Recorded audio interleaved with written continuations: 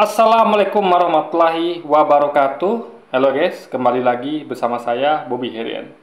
Kali ini kita akan kembali mengomentari video dari Pil Pahit yang berjudul NASA angkat bicara soal bulan terbelah. Kita akan langsung tonton videonya, habis itu akan kita komentari guys.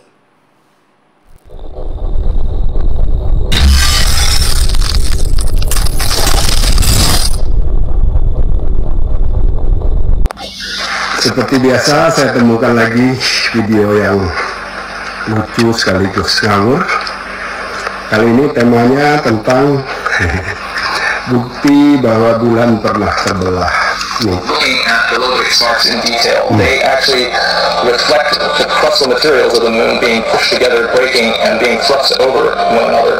So that indicates that something has been causing the moon to actually contract or shrink, where everything that happened on the moon, these stars could be younger. 1 hour after sunset, people witnessed a spectacular phenomenon. A giant flame appeared around the upper part of that evening's crescent moon. And right before their eyes, the moon appeared to split in two before turning black. At least this is how the event was recorded by the local chronicler. The hour has drawn near, and the moon was split into. Yet whenever they see a sign, they turn away, saying, "Same old magic." By looking at the low-grade sparks in detail, they actually Jadi ini mencatut nama ahli dari Amerika, ya, yang tadi disebutkan di video. Jadi sebetulnya ini bicara tentang apa? Jadi di video pun sebenarnya jelas disebutkan bahwa the moon is shrinking. Jadi ini ada Thomas Waters, Dr. Thomas Waters dari Smithsonian National Air and Space Museum. Ya, dia melakukan riset dan menemukan bahwa bulan itu mengecil, shrinking. Nah, detailnya Anda bisa cari. Saya hanya mau menyampaikan bahwa orang ini tidak sedang bicara tentang bulan yang pernah terbelah, dan sudah berulang kali. Bentar, saya mau sampaikan gini guys ya. Kalau kita melihat sesuatu, misalnya dikatakan bahwa bulan pernah terbelah, ingat, jadi bulan itu pernah terbelah. Pernah artinya dulu, ya, bukan sekarang. Ini pernah terbelah dan tidak, dan sudah kembali lagi menyatu, ya, itu dipahami. Ini sesuatu yang terbelah dan kembali menyatu. Ini bukan terbelah lalu begitu saja, enggak. Ini balik lagi menyatu, guys. Ini bulan pernah terbelah, ya. Bukan bulan pernah terbelah lalu terus begitu, enggak. Itu dua kalimat berbeda. Sama kayak gini ya. Musa pernah membelah lautan. Apakah lautan itu sekarang terbelah? Enggak, dulu. Lalu ketika waktu itu kan Firaun kan melewati itu, lalu lautan itu tertutup kembali, sehingga Firaun dan para pengawalnya mati tenggelam. Jadi kalau dikatakan bulan pernah terbelah, artinya ya kalau kita sebagai orang beriman ya kita percaya saja. Ya. Jadi Anda mau meneliti bulan, mencari bekas terbelahnya gimana? Ingat, ya. Sama seperti Anda coba mencari bekas dari terbelahnya lautan oleh Musa, oleh tongkatnya Musa. Itu nggak bakal ketemu. Dan lagian untuk apa? Ya. Jadi Anda pikir Tuhan itu sama kayak kita, yang setelah membelah sesuatu itu nggak bisa membelikan dengan sempurna seperti semula. Ya, ini Tuhan loh. Kita ngomong tentang Allah, Tuhan. Ya. Ketika dia membelah bulan, tentu dia berkuasa untuk kembali menyatukannya seperti semula. Ya. Emang Anda pikir ini kayak manusia apa? Yang coba membelah sesuatu benda, lalu Anda cari-cari di mana kelemahannya, berarti sepandai-pandai manusia tentu tidak rapi. Mungkin ada bekas-bekasnya. Ini Tuhan loh, beda dengan manusia. Kalau yang belah bulan itu adalah manusia, pekerjaan konstruksi manusia, Anda bisa cari-cari bekas-bekasnya. Ini Tuhan yang berbuat. Langsung Allah yang membelah lautan itu, guys. Ya. Atas izin Allah, dan itu mukjizat Nabi Muhammad yang Allah kasih. Jadi Allah yang melakukan sebenarnya. ya, remote itu hanya dipinjamkan gitu guys. Jadi dengan kesempurnaan Allah, Anda mau coba cari bekasnya, ini kan nggak masuk akal gitu. Jadi yang penting begini ya, yang kita perlu cari adalah bagaimana kesaksian orang-orang yang hidup pada waktu itu. Itu Anda bisa lihat banyak literatur ya. Contoh di India tuh ada yang pernah menyaksikan bahwa memang pada waktu itu memang bulan pernah terbelah. Jadi ada saksi mata di beberapa tempat yang menyaksikan memang pada saat kejadian itu memang bulan terbelah. Jadi bukan hanya orang-orang di Mekah saja menyaksikan, tapi juga orang-orang dari tempat lain di India dan segala macam. Itu Anda bisa baca literaturnya, kesaksian manusia gitu. Gimana tentu mereka ini tidak mungkin kayak kita sekarang mungkin lah kita bisa katakan bahwa itu kan semacam kode-kodean, semacam ya apa ya, kolaborasi atau semacam apa ya semacam kekompakan gitu. Nanti kalau kita bilang bulan terbelah, kamu juga situ bilang ya, nggak gitu. Karena dulu tuh tidak ada internet, tidak ada media. Jadi nggak mungkin orang di India atau di tempat lain yang ditemukan literatur yang menyebutkan kesaksian bahwa bulan terbelah itu, nggak mungkin mereka tuh kompak-kompakan, nggak mungkin. Karena tidak ada media seperti sekarang, nggak ada internet. HP nggak ada, telepon nggak ada, semua nggak ada. Untuk menyampaikan pesan tuh harus berkuda atau naik unta atau naik keledai, itu jauh sekali guys. Bulan-bulan perjalanan gitu. Jadi itu harus dipahami ya. Ini buktinya itu adalah dari kesaksian. Memang bukan bukti dia, namanya kesaksian bukan bukti ya. Dan waktu itu memang belum ada foto, belum ada gambar. Yang paling gambar itu adalah tulisan tangan manusia. Intinya adalah kita gini yo, apa ya? Yang bisa kita pegang waktu itu cuma hanya kesaksian manusia ya. Kesaksian manusia yang mereka menuliskan bahwa memang di tempat mereka terlihat bahwa bulan pernah terbelah guys. Nah itu yang si pahami logika berpikirnya. Betulnya diklaim seolah-olah NASA itu pernah membuat rilis menyampaikan sesuatu sebagai bukti bahwa bulan itu pernah terbelah. Ini ada yang memalukan ini, sampai NASA itu pada tahun 2002 itu harus mengeluarkan pernyataan bahwa bukti ada kayak parit gitu di bulan itu disebutkan seolah-olah itulah bukti bahwa bulan pernah terbelah, dan yang dikatakan itu seolah-olah NASA itu pernah mengumumkan bahwa ini adalah bukti bahwa bulan pernah terbelah. Tahun 2002 itu NASA itu sampai membantah bahwa itu bukan bukti bahwa bulan pernah terbelah. Yang disebut dengan yang sering digambarkan itu ada kayak saluran air di bulan itu yang disebut dengan Rima Ariadeus ya, sebuah parit memancang, diyakini sebuah patahan akibat aktivitas tektonik. Tektonik itu artinya aktivitas akibat aktivitas lava di dalam perut bulan itu. Jadi bulan itu juga seperti bumi juga.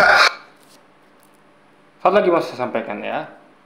Kalau Bapak ini mengatakan bahwa itu adalah aktivitas dari tektonik ya, sehingga membuat parit sepanjang itu yang mengelilingi bulan ya. Jadi Bapak ini pun nggak paham juga dia. Ngerti nggak Anda ya? Dia pikir Tuhan itu, Allah itu membelah bulan itu seperti kita ngambil pisau lalu belah kue yang bulat gitu. Nggak begitu guys ya. Kayak misalnya Allah membelah lautan ya untuk Musa, tempat jalan Musa, sehingga bisa melarikan diri dari kejaran Firaun. Itu ada penelitian yang mengatakan bahwa itu adalah bisa dibuat seperti itu dengan cara angin yang bertiup kencang, sehingga terbuka lah itu air laut itu, sehingga tertahan kayak dinding. Ada simulasi yang bisa menekan hal itu, simulasi ilmiah gitu kan. Jadi kuasa Allah itu tentu karena ini adalah ngomong tentang alam, tentu dia akan gunakan instrumen alam itu untuk bagaimana bisa menciptakan suatu hal seperti itu, fenomena seperti itu ya. Contoh kayak dia membuat bencana alam. Itu kan dia menggunakan alam untuk membuat bencana alam, misalnya banjir bandang, gunung meletus, itu kan dia memakainya pakai alam gitu guys ya. Jadi gunung-gunung sungai-sungai, lautan itulah instrumen Allah atau Tuhan untuk membuat apapun yang Dia mau, gitu loh. Ya. Misalnya kemarin kayak ada patung Yesus yang tersambar petir lalu hancur, tumbang gitu kan. Itu instrumen Tuhan, petir itulah. Jadi Allah itu menggunakan petir itu untuk menunjukkan bahwa ini yang patung yang kalian tuhankan ini bukan Tuhan. Buktinya saya hancurkan itu patung gitu kan. Anda bisa cari Google. Patung Yesus terbelah atau hancur karena kena petir. Anda bisa cari beritanya banyak itu, guys. Jadi Allah itu menggunakan instrumen namanya petir untuk menunjukkan bahwa ini bukan Tuhan ini hanya patung. Kenapa kalian menggunakan patung gitu kan? Kenapa Tuhan itu dijadikan bentuk dari patung? Karena kalau ini memang bentuk Tuhan, Dia harusnya bisa mencegah itu petir menyambar patung itu, gitu loh guys. Gitu loh logika berpikirnya. Jadi bapaknya nggak ngerti ya, mau itu dibilang itu hanyalah karena gempa tektonik segala macam. Dia nggak ngerti bahwa gempa tektonik gunung vulkanis itu adalah instrumen atau alat Allah untuk menciptakan atau membuat sesuatu yang ada di dunia ini, ya. Dia menciptakan hujan dari proses penguapan air dari bawah tanah, dari tanah ya, dari darat ke udara, lalu mengembun, mengkristalisasi, lalu menjadi hujan. Jadi Allah tuh membuatnya bukan seperti simsalabim, ya. Ada juga yang seperti itu, tapi juga ada yang seperti itu, yang memang alam punya gitu guys, kejadian alam punya gitu, ya. Jadi bapaknya nggak mengerti, jadi dia kira bahwa fenomena alam itu nggak ada hubungan sama Tuhan gitu.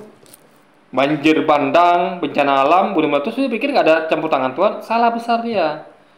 Jadi Allah itu bisa membuat bulan terbelah dengan cara apapun, termasuk dengan membuat bentuk berupa patahan yang dihasilkan dari gempa tektonik.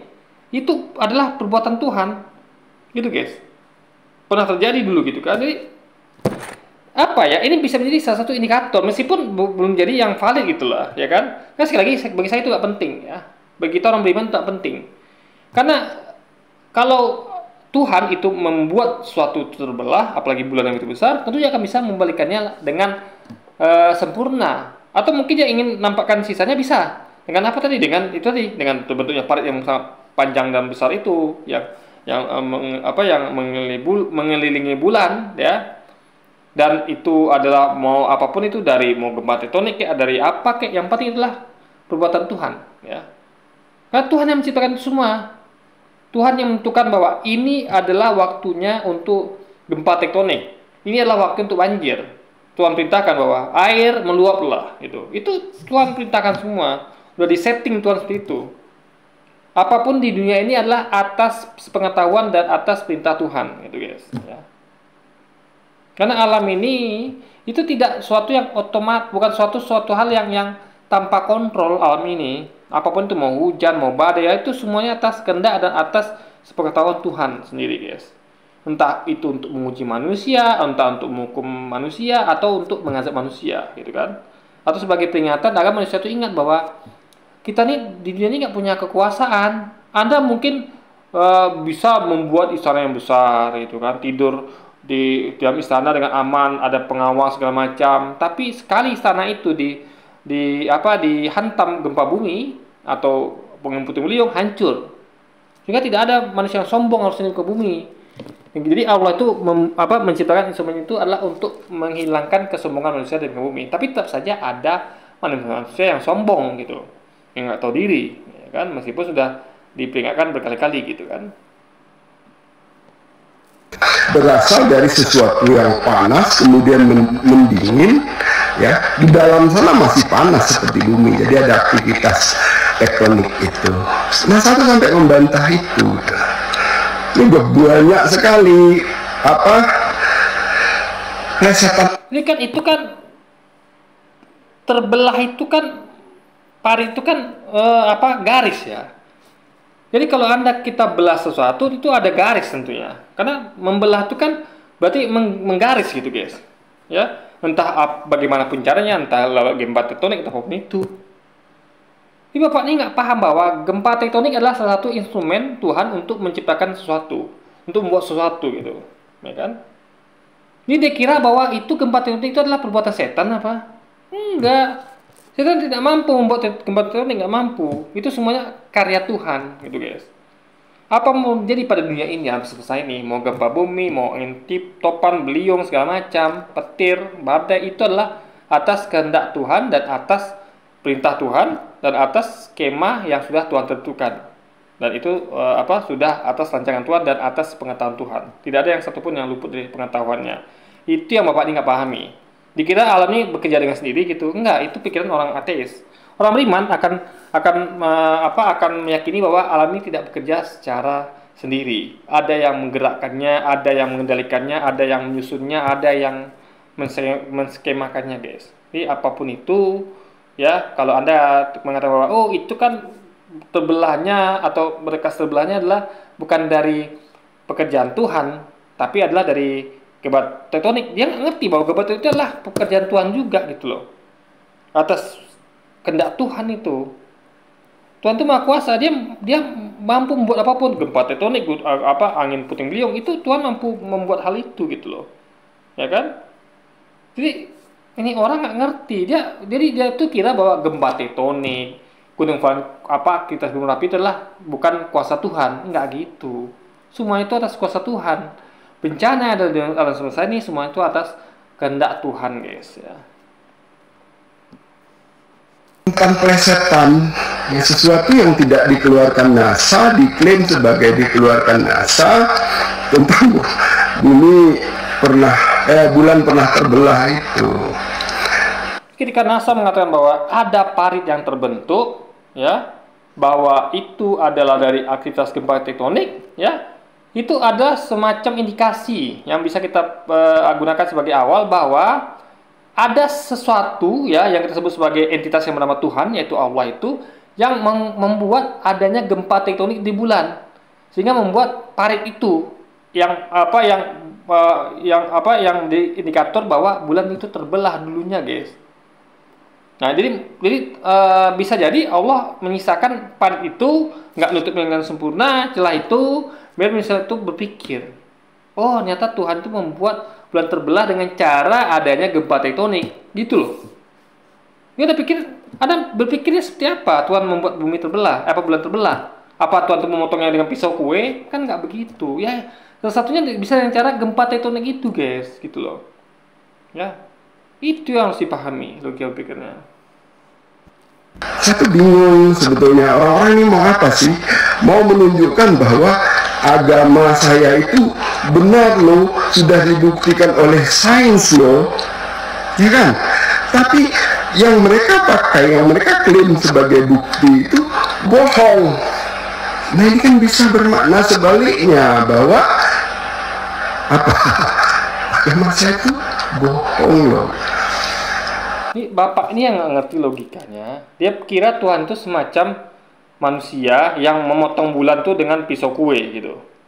Dipotong, ya kan, terbelah. Enggak. Banyak cara Tuhan membelah bulan atau membelah apapun. Belah lautan pakai apa? Pakai angin bisa, ya kan? Pakai instrumen apa, ya kan? Intinya adalah Tuhan itu menggunakan apapun di alam ini untuk membuat menunjukkan kekuasaannya, guys, gitu loh. Ketika Tuhan membuat bencana alam misalnya, ya, gempa bumi, gunung meletus, apa segala macam, banjir, itu kan yang menggunakan air, menggunakan lahar gunung Merapi dan segala macam kan gitu. Sehingga dengan air itulah kita kebanjiran, ada nyawa melayang, harta benda hilang gitu. Dengan gempa lah dia, dengan aktivitas tektonik itulah dia membuat gempa. Gitu, tentu tidak tiba-tiba gempa lalu bukan dari tektonik, nggak gitu, guys.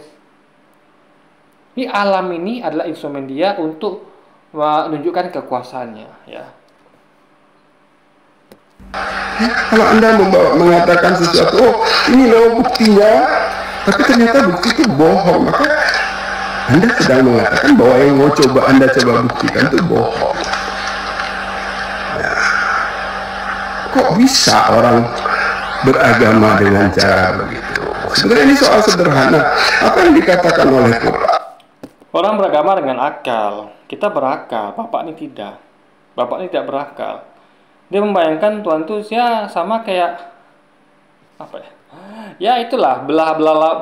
Dia kira bulan tuh dibelah apa kayak kita belah kue gitu kan, pakai pisau atau pakai apa ya? Pakai penggaris kan nggak gitu guys. Ini Tuhan tuh menggunakan alam untuk menunjukkan kekuasaannya gitu loh. Ya. Intinya adalah alamnya adalah instrumen Tuhan untuk mau punya buat bulan terbelah dengan bencana alam, dengan teknik itu adalah kuasa dia gitu loh, ya kan?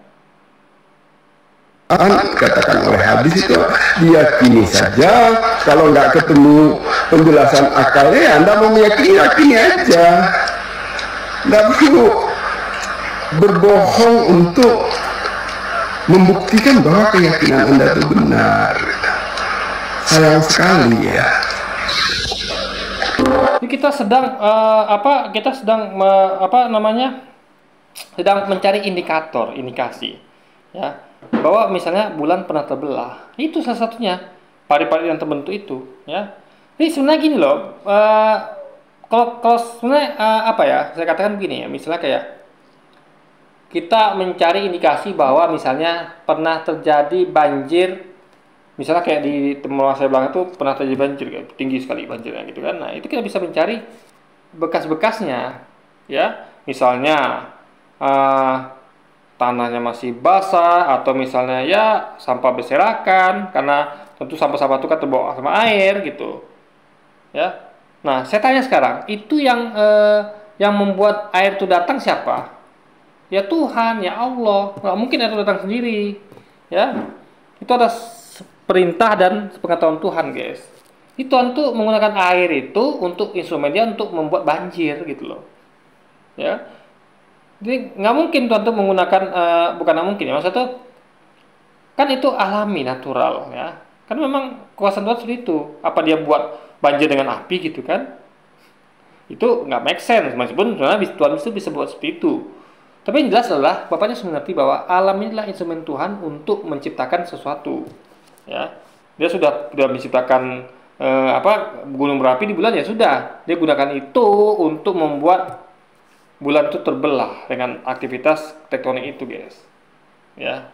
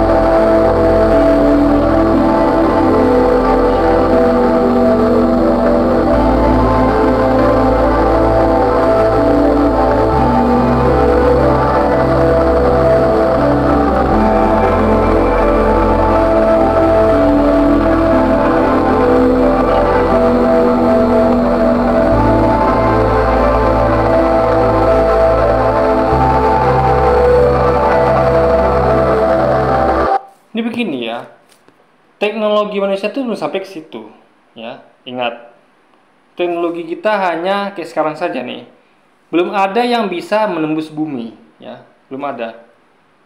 Kita bisa lihat berapa sih sumur terdalam yang bisa dibuat manusia ya.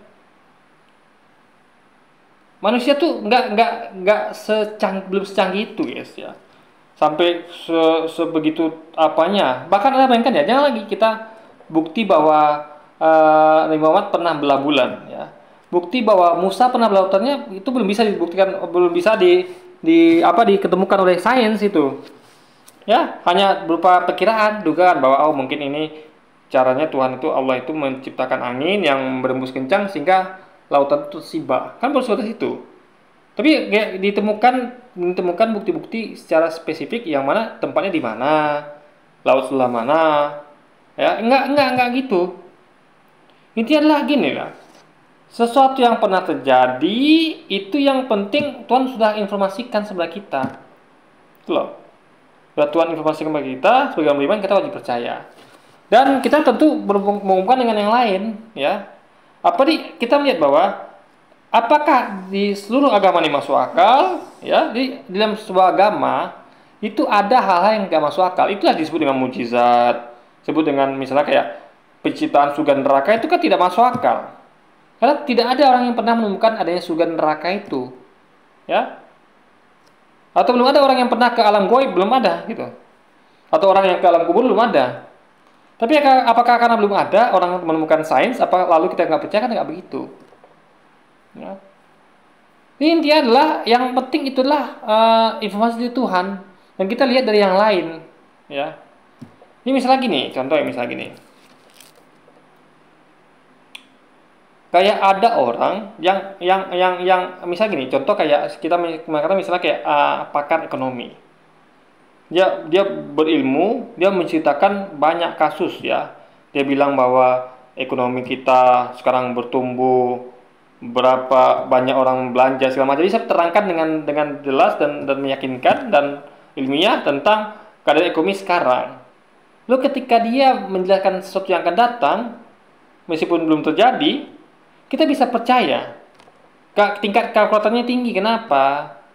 Karena dia tuh mengerti polanya. Dia sudah meriset hal itu. Meskipun belum terjadi, kita bisa mempercayainya setidaknya gitu. Dibandingkan orang yang nggak pernah meneliti, nggak ngerti keadaan ekonomi sekarang, bagaimana sinyal-sinyalnya, bagaimana indikator segala macam, lalu tiba-tiba ngomong tentang ekonomi masa datang, itu nggak logis, guys. Sama seperti ini. Kita memahami suatu agama, kita harus lihat kebenarannya secara bukan total, ya. Ada hal yang kita hanya wajib beriman, itu tentang hal-hal gaib. Itu kan hal gaib itu, bulan pernah terbelah itu kan hal gaib. Yang mana kita nggak punya mesin waktu untuk kembali ke masa itu, ya. Yang bisa cari hanyalah ya itu tadi hal-hal yang mengindikasikan mungkin, ya itu tadi adanya parit, mau dari aktivitas gempa tektonik kayak apa, yang penting parit itu ada. Ya. Dan kalaupun Tuhan pernah membelah bulan dengan melalui Nabi Muhammad, bukan Nabi Muhammad itu membelah bulan dengan melalui dengan kuasa Allah gitu kan, kuasa Tuhan, itu bisa jadi Allah tuh mengembalikan dengan sempurna, sehingga tidak ada bekas gitu. Ini mau ada bekas atau tidak, kita harus sebagai orang iman terus percaya itu gitu loh. Ya. Jadi berita dari NASA itu hanya indikasi saja gitu loh. Paham ya? Kita yang menghubungkannya, nggak perlu nunggu NASA yang menghubungkannya, karena NASA bukanlah orang yang beriman. Anda ngerti nggak maksudnya? Ya. NASA itu bukan orang-orang yang kalau dia misalnya dia baca Al-Quran, dia tentu akan menghubungkannya. Jadi NASA itu nggak ada kepentingan menghubungkannya, kita yang orang beriman menghubungkannya, gitu loh guys.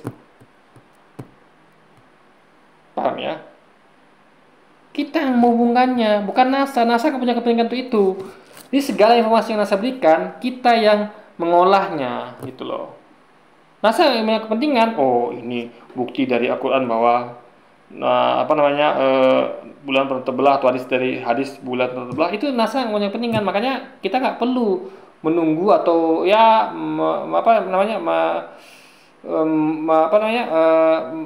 membuktikan bahwa NASA mengatakan itu. Ngapain? NASA nggak ada punya kepentingan untuk itu, karena dia bukanlah orang yang percaya pada Quran, guys.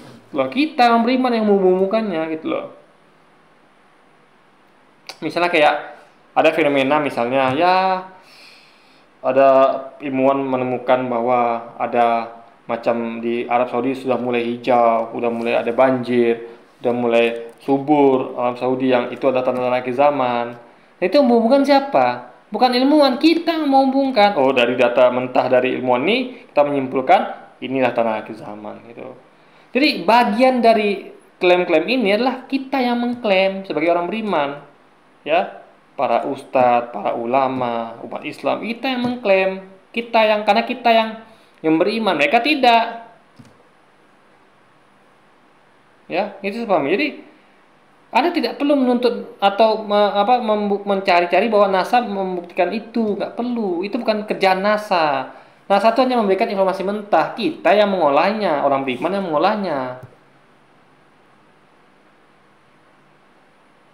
Ya, misalnya kayak ada ilmuwan menemukan bahwa ini di apa nih ada semacam kayak tembok di apa ya, tembok ya di Majus di mana gitu, atau kayak apalah ya, kayak penemuan apalah gitu. Nah, kita yang menyimpulkan sebagai beriman, kita hubungan dengan kita gitu, karena kita yang berkepentingan. NASA nggak ada kepentingan tentang hal itu gitu loh, ya kan? Itu sebab milik pikirnya, guys.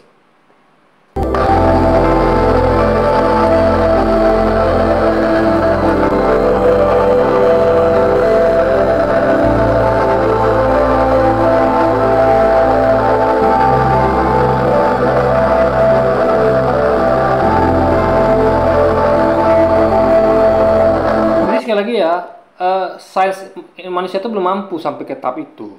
Apalagi nih tahun 2010 ya, masih agak jadul, guys. Belum sampai, sains manusia itu belum sampai ke situ untuk membuktikan bahwa bumi pernah terbelah. Jadi sains itu yaitu terus berkembang, belum sampai pada titik maksimal, belum, terus berkembang. Pengetahuan manusia itu terbatas, ya, sehingga manusia itu belum tentu bisa menemukan segala hal yang ada di kitab suci. Contohnya surga dan neraka. Itu bahkan sampai kiamat pun tidak mungkin bisa ditemukan oleh manusia tentang surga dan neraka. Di mana surga, di mana neraka itu tidak mungkin bisa ditemukan. Ya, Anda tuh mengharapkan sains itu seperti Anda tuh bayangkan sains itu sama kayak Tuhan gitu loh. Sampai kepada sains itu bisa membuktikan menunjukkan di mana Tuhan itu berada atau surga dan neraka di mana, enggak gitu. Ada hal yang enggak mampu dicapai oleh sains gitu kan. Kita hanya bisa memakai data mentahnya, indikatornya saja. Ya. Ibaratnya kalau misalnya kayak kita melakukan investigasi, ya misalnya kan bertahap kayak kasus Vina itu, misalnya Vina Cirebon, itu kan kita misalnya menggunakan kesaksian Peggy, kesaksian ini itu kan itu yang bisa kita gunakan. Untuk lengkapnya kan itu masih kabur gitu, guys, masih kabur, apa namanya, masih buram gitu kan potretnya gitu. Karena belum mampuan kita ya, kepolisian dan aparat hukum lainnya untuk menguak kasus ini terang benderang. Gitu, guys. Ya, tapi meski begitu kita nggak diam, kita gunakan lah yang ada aja, kita gunakan gitu, guys. Ya, nah itu tugas kita untuk menyimpulkan bahwa dalam arti kita tuh punya posisi masing-masing untuk agar kita tuh tidak bisa ditipu oleh para aparat penegak hukum ataupun para korban atau pelaku yang masing-masing bersaksi. Kita yang menyimpulkan gitu, berdasarkan keyakinan kita gitu. Bukan kita tuh nggak mau tahu atau cuek, kasus Vina, ini siapa, bingung, kita enggak, kita coba simpulkan. Kayaknya yang ini yang benar gitu. Karena nggak mampu, kita tuh belum mampu untuk menjangkau seluruhnya, mengetahui dengan pasti ini pelakunya dan ini kejadian sebenarnya, kan belum mampu, guys.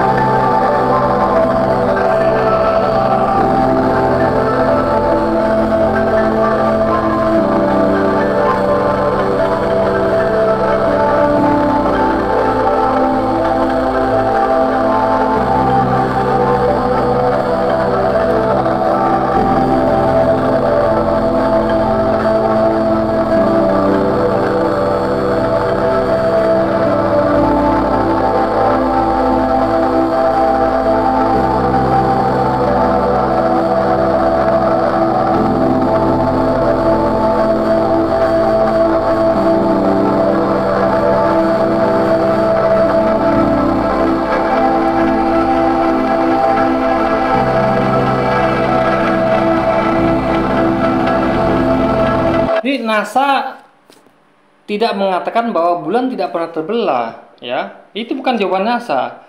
NASA menjawab bahwa belum ada bukti ilmiah yang bisa membenarkan atau meyakinkan kita bahwa bulan pernah terbelah. Belum ada bukti. Bukan NASA tuh mengklaim bahwa bulan tidak pernah terbelah. Enggak, itu dua hal berbeda ya. Sama kayak gini ya. Misalnya kayak ada orang mengklaim bahwa lautan itu, Laut Merah itu di tempat Musa menyeberang itu tidak pernah terbelah. Itu beda dengan misalnya ada orang mengatakan bahwa belum ada ditemukan bukti bahwa Lautan Merah itu pernah terbelah. Itu dua hal yang berbeda. Jadi belum ada bukti dengan itu pasti tidak terjadi, itu dua hal yang berbeda. Jadi orang justru dia yang sedang berbohong nih yang membuat konten ini gitu loh, ya kan? Jadi ini contoh misalnya kayak gini ya. Misalnya kayak kasus Vina Cirebon misalnya. Saya hubungkan dengan itu karena ini masih hangat gitu kan kasusnya kan. Jadi ada dua kalimat misalnya. Kalimat pertama adalah mengatakan bahwa itu tidak pernah kejadian seperti itu, tidak pernah misalnya Peggy melakukan itu. Nggak pernah itu. Terbukti Peggy tidak melakukan itu. Itulah kalimat berbeda dengan belum ada bukti bahwa Peggy pernah melakukan itu. Itu dua kalimat berbeda. Ketika Anda mengatakan bahwa pasti Peggy tidak pernah melakukan itu berbeda dengan kalimat bahwa keterangan bahwa belum terbukti Peggy melakukan itu. Artinya masih harus cari buktinya, gitu guys. Masih belum yakin. Ini NASA belum yakin apakah bulan pernah terbelah atau tidak masa lalu karena belum ada bukti. Bukan NASA mengatakan bahwa tidak pernah bulan terbelah. Enggak, itu dua hal yang berbeda. Dua hal yang berbeda, guys. Saya misalnya, saya mengatakan gini, contoh. Ada orang menginformasikan bahwa di situ ada perkelahian, ya, ada perkelahian. Saya tidak menyaksikan kebetulan itu kan, misalnya. Lalu sebagai orang yang tentu tidak tahu tentang hal itu, hanya dapat informasi, saya mengatakan apa? Saya belum punya bukti karena saya belum melihat langsung kejadian itu. Jadi bisa iya, bisa tidak. Beda dengan kalau saya mengatakan bahwa tidak ada perkelahian itu beda. Nah, ketika saya mengatakan bahwa tidak ada perkelahian itu, artinya saya berada di TKP. Misalnya sebutkan bahwa kamu ada orang tiba-tiba teriak, tadi pagi ada di situ ada perampokan. Ada orang bersenjata api merampok tempat sebuah bank tadi pagi. Nah, saya tidak di situ di TKP pada waktu kejadian. Apa jawaban saya? Saya nggak punya bukti. Yang melihat itu dia. Apa yang saya katakan? Karena saya nggak punya bukti, dan saya tidak ada di TKP. Apa yang saya katakan? Saya belum punya bukti karena saya belum menyaksikan ada perampokan itu. Hanya mendengarkan informasi dari si Fulan misalnya. Artinya saya tidak memastikan bahwa itu memang terjadi perampokan tadi pagi. Meskipun saya katakan saya belum ada bukti. Karena yang membuktikan adalah orang yang melihat itu, gitu loh. Itu beda dengan kalimat bahwa saya tidak ada perampokan di tempat itu tadi pagi. Itu dua kalimat berbeda. Artinya pastilah saya di situ tadi pagi. Maka saya bisa memastikan bahwa tidak ada perampokan tadi pagi di tempat itu. Jadi ini dua kalimat berbeda. Ini jawaban NASA bukan bahwa bumi tidak pernah terbelah, bukan. Jawaban NASA adalah belum ada bukti yang kuat untuk membuktikan bahwa bulan pernah terbelah. Itu dua kalimat jawaban yang berbeda. Jadi Anda sedang mengarang yang buat konten ini, ya, sedang mengarang ini. Yang saya komentar ini sedang mengarang dia. NASA menjawab bahwa belum ada bukti bahwa bulan pernah terbelah. Dia samakan dengan NASA mengatakan bahwa tidak pernah bulan terbelah. Ini kan dua hal yang kalimat berbeda gitu loh.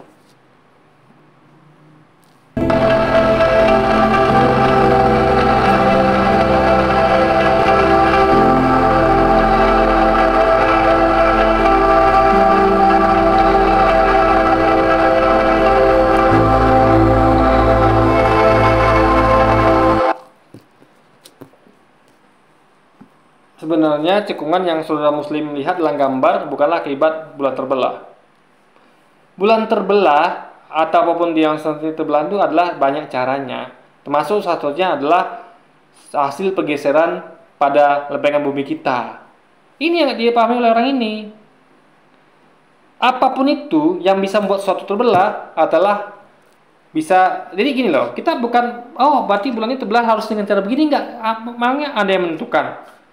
Tuhan itu bisa membuat sesuatu terbelah dengan banyak cara. Yang penting adalah fakta bahwa bulan itu pernah terbelah, sudah selesai. Mau apapun caranya, mau melalui patahan hasil pergeseran lempengan bumi mau pakai laser Tuhan itu belah bulan, mau Tuhan membelah pakai magic gitu kan, belah sendiri gitu kan, atau mungkin Tuhan tuh ingin meninggalkan bekasnya seperti ini, atau mungkin Tuhan tuh tidak mau meninggalkan bekas dengan dia tutup lagi dengan sempurna. Ini bukanlah suatu soal gitu guys. Yang masalahnya adalah Anda tidak paham bahwa apapun itu adalah nggak bisa menghilangkan fakta bahwa itu bulan pernah terbelah. Misalnya ini kita belah telur ini. Bulannya ada telur ya. Saya kasih tahu logikanya. Bulan telur. Kalau kita lihat telur itu terbelah, entah belahnya pakai sendok, entah pakai pisau, entah pakai laser, entah ada guncangan di dalam, yang penting telur ini faktanya terbelah. Ya. Nah, Tuhan bisa membuat itu nggak? Bisa. Apapun caranya. Kok saya nggak bisa? Saya nggak bisa membuat telur ini terbelah karena aktivitas mungkin di dalamnya nggak bisa. Tuhan bisa, ya. Sekali lagi ya. Karena Dia yang menciptakan ini semua. Saya nggak bisa. Saya hanya bisa belah pakai pisau, pakai gunting dan segala macam. Jadi jangan Anda samakan Tuhan dengan manusia. Jadi kesalahan orang-orang ini adalah menyamakan Tuhan dengan manusia. Kemampuan Tuhan dengan kemampuan manusia, itu yang masalahnya. Kalau kita memang nggak bisa kita buat bulan terbelah dengan gempa tektonik, nggak bisa. Tapi Tuhan bisa. Karena itu adalah instrumen Tuhan, ya, ciptaan Tuhan juga, guys. Jadi orang ini menutup fakta bahwa bulan pernah terbelah, ya hanya dengan alasan bahwa ini kan karena lempengan tektonik, pergeseran, itu kan pekerjaan Tuhan juga, gitu loh. Emang siapa yang mengerjakan membuat lempengan itu bergerak, bergeser? Perbuatan siapa? Perbuatan setan, perbuatan manusia, perbuatan malaikat? Kan itu perbuatan Tuhan, atas rancangan Tuhan, guys. Hujan, panas, badai, topan, banjir, gempa bumi, itu adalah pekerjaan Tuhan, ya.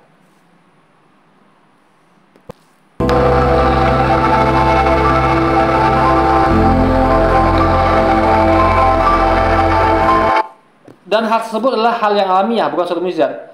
Mukjizat itu bisa menjadi ilmiah, ya. Ya.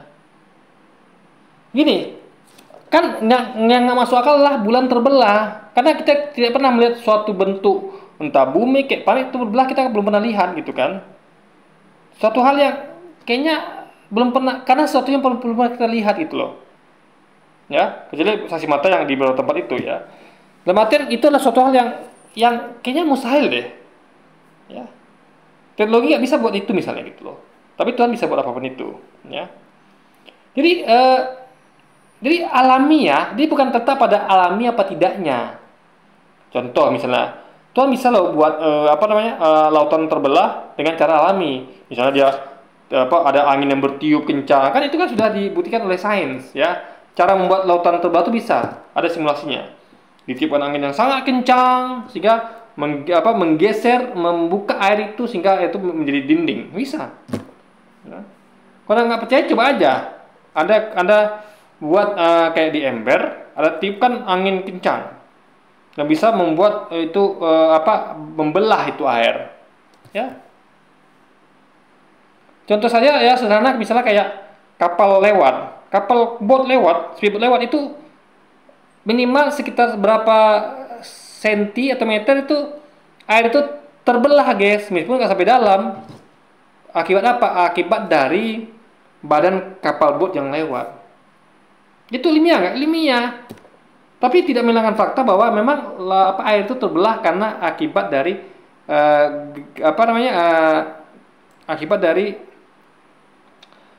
aksi dari kapal speedboat yang melintas itu.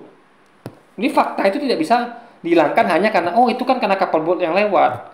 Itu kan faktanya memang laut itu terbelah. Ada belahannya karena dibelah oleh speedboat yang lewat itu, guys. Ini fakta, nggak bisa ditutupi oleh cara, ya. Jadi yang mukjizat itu adalah bulan kok bisa terbelah, gitu. Bukan caranya nggak, itu kan alami, nggak gitu. Saya tanya, itu banjir itu alami nggak? Alami. Banjir, gunung meletus alami. Apakah itu kan pekerjaan Tuhan? Karena alami. Enggak begitu. Manusia diciptakan nih, alami nggak? Alami. Bapak ibu berhubungan suami istri, lalu keluarlah sperma dan segala macam jadi kita. Itu alami nggak? Alami. Apakah itu kan pekerjaan Tuhan? Ini pekerjaan Tuhan itu bukan terletak pada alami nggak alaminya, guys, ya. Ini kalau alami itu kan pekerjaan Tuhan gitu. Artinya kalau Anda punya anak itu bukan pekerjaan Tuhan, kan alami itu. Atau tumbuhan tumbuh itu alami kan? Apakah itu kan pekerjaan Tuhan? Nggak gitu logikanya, guys. Jadi pekerjaan Tuhan, mukjizat itu bukan ditentukan dari alami apa tidaknya, bukan. Tapi apakah hal itu sulit atau hampir mustahil dilakukan, gitu, guys. Ini bukan caranya, ya. Tapi kemungkinan itu tuh besar apa kecil, ya. Karena manusia nggak bisa buat, yang bisa buat hanya Tuhan. Bisa nggak membuat manusia buat banjir? Nggak bisa, ya. Karena manusia itu nggak bisa menciptakan hujan, nggak bisa. Manusia nggak bisa membanjiri suatu tempat dengan air, nggak bisa. Kecuali mungkin dia pakai berton-ton air pun tetap dia harus menggunakan instrumen itu yang bukan ciptaan dia. Misal contoh kayak kasus ada di kisah sejarah, misalnya kayak di Cina itu ada panglima perang itu membanjiri suatu kota dengan menghancurkan waduk misalnya. Itu dia bukan menciptakan air itu. Dia bisa membuat membuat aksi untuk membuat air itu bisa tersalurkan ke situ. Tapi Tuhan lengkap. Dia yang membuat banjir itu, dia juga yang membuat airnya, gitu, guys. Itu sebab logika berpikirnya.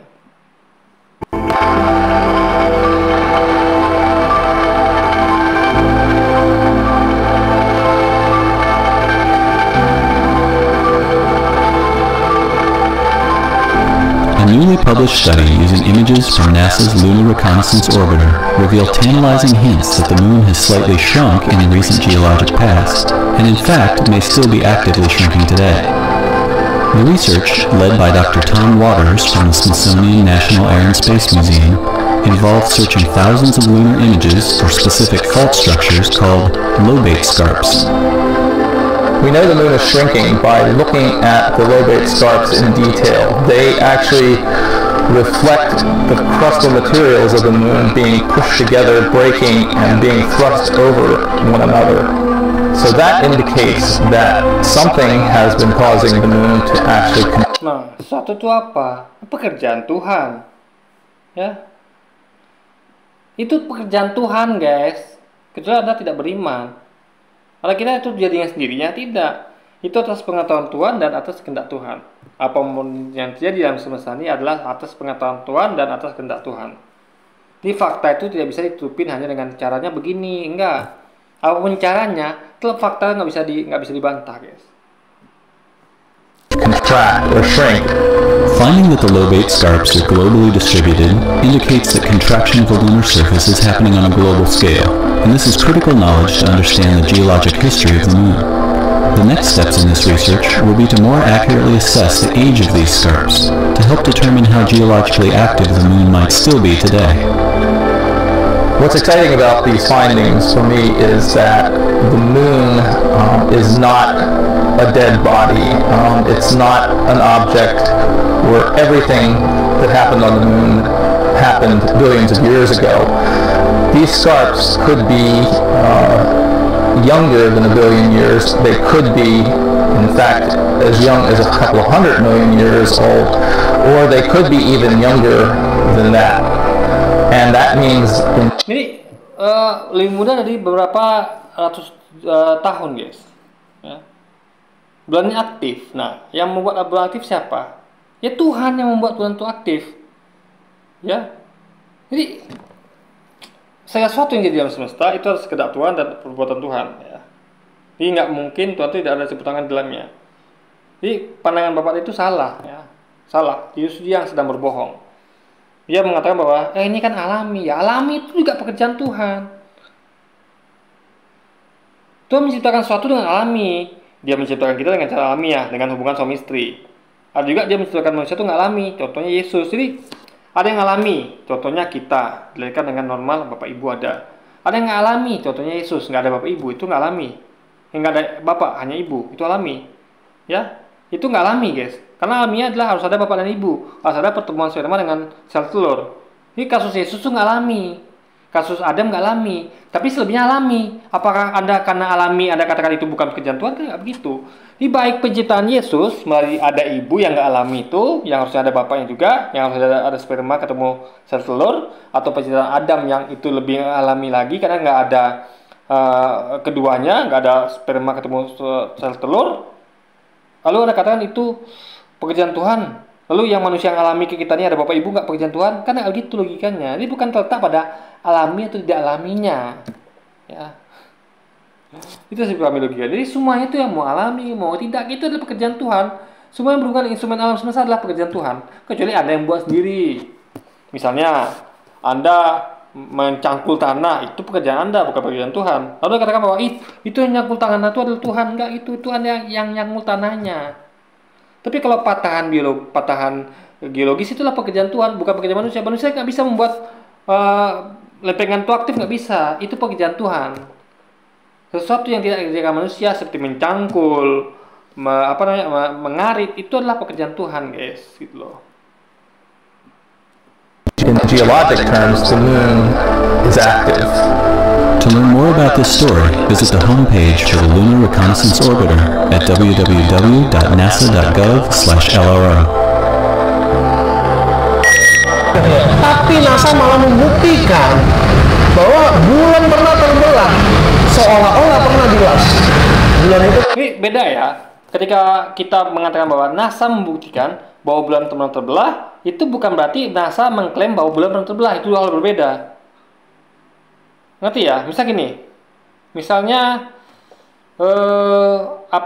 misalnya orang ini membuktikan, misal gini.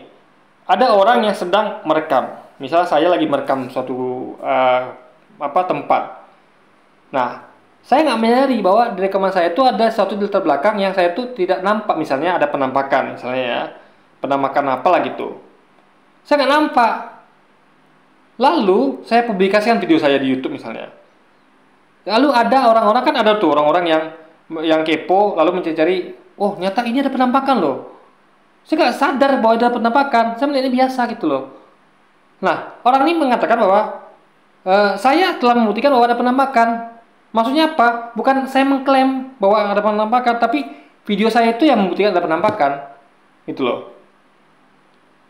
Itu pekerjaan saya, bukan saya mengklaim. Jadi, kalau saya mengatakan bahwa iya betul, nah itu baru klaim saya. Ini maksudnya bahwa NASA membuktikan bahwa memang bulan pernah terbelah, bukan berarti NASA mengklaim itu. Tapi hasil dari penelitian NASA itu membuat kita menyimpulkan bahwa dengan itu membuktikan secara nggak sengaja ya berarti ya, secara nggak langsung atau nggak sengaja, NASA telah membuktikan bahwa itu bulan pernah terbelah. Bukan berarti kita harus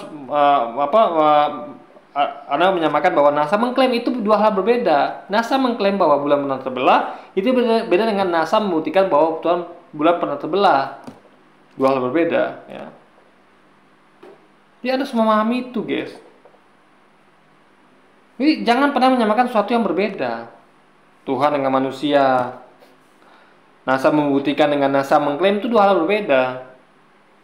Jadi NASA membuktikan secara tidak langsung atau secara tidak mereka sadari bahwa bulan pernah terbelah, mau apapun caranya, mau gempa tektonik melalui apa gitu ya, itu harus dipahami. Meskipun NASA tidak mengklaim, tapi mereka membuktikan dengan hasil riset penelitian mereka. Jadi pembuktian itu tidak mesti harus ada klaim keluar setelahnya, paham ya? Nggak mesti harus diiringi dengan klaim, nggak mesti gitu loh. Kita yang menghubungkan gitu loh, ya kan? Jadi saya pakai kasus Vina misalnya. Misalnya saya lagi kasus Vina Cirebon ya.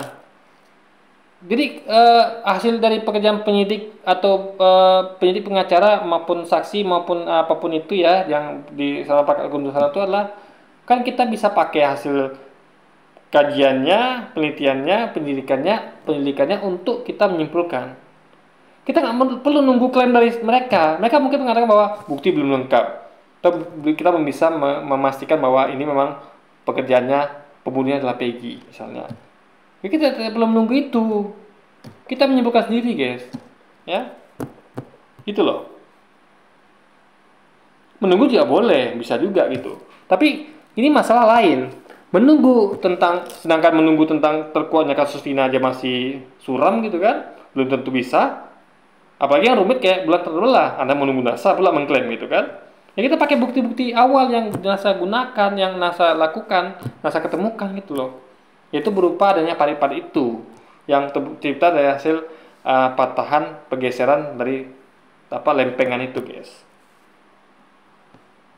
Itu pernah disambung gitu kan? Iya, pernah disambung gitu. Berarti ada kemungkinan benar.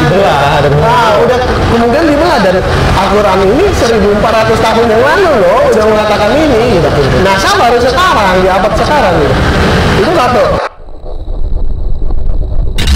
Oke, jadi mungkin sekian dulu aja video kita kali ini, dan sampai jumpa lagi di video-video selanjutnya. Dan wassalamualaikum warahmatullahi wabarakatuh, guys.